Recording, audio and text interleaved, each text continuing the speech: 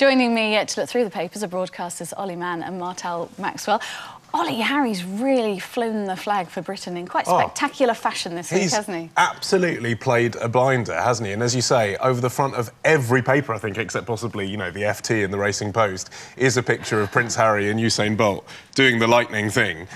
He did this genuinely very funny press call yesterday where Usain Bolt and he were supposed to be racing each other, and he did the classic thing of distracting him and then running off ahead of him. Which, I mean, you know, I can't remember the last time, not to sound harsh, I can't remember the last time I actually laughed with a royal rather than at them. Yeah, I mean, that is actually a genuinely very funny moment. It shows he's got a very great sense of humour, and also his warmth and personality have really shone through on this trip, haven't they? It was a laugh-out-loud moment, and it didn't even look set up, so who knows, maybe it wasn't. It looked totally natural.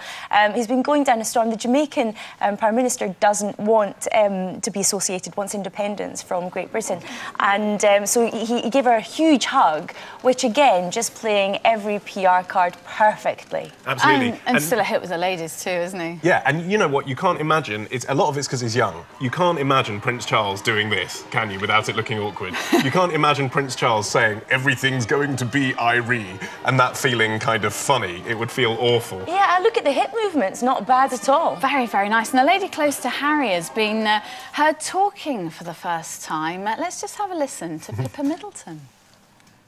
So how are you doing? How have the race been so far? Tiring. Sorry? Tiring. Tiring. Did you prepare for the race? Yeah, I did prepare. How much? How long? A couple of weekends. Okay. So are you a good skier? What, from 1 to 10? Average. Average. So what time did you plan for? To get around in time. Okay, He looks quite surprised that he's got a little exclusive interview there, doesn't he, the reporter? He looks quite surprised. It's a wee bit like pulling teeth. She didn't give too much back. I don't know, it's funny to hear her talk. It's somebody like Kate Moss. You don't hear her talk often. Pippa's the same, not quite as posh as I imagined. Very chatty and very nice, though. And Prince Harry and Pippa might be tempted to have a bit of a staycation in Britain next year, maybe, rather than be abroad. Well, yeah, if they fancy hanging out on the public beach in Bournemouth, because this is the story that there's been a survey on TripAdvisor, so this is actually collated from data from users, saying that Bournemouth is actually the 4th best beach in Europe. I think Ishemele in Turkey is there in the top 3. But basically, Bournemouth's at number 4. I think there's another couple of entries from Cornwall in there. So that's really good from the point of view of saying, yes, we have world-class beaches. The problem is, of course, you know, do we have the weather? They might be nice when the sun's out, but what about the rest of the time? That's true. There is a microclimate on Bournemouth Beach, 7 miles of sand there. It is absolutely wonderful. But will we stay in Britain? The government's trying to reassure us there are going to be great deals, 20.12% off during the Olympics. But, you know, I think we're a bunch of moaners. And Martel, if we do stay in Britain, you and I are going to have to pay as much for our car insurance as Olly if we drive to those lovely beaches, aren't we?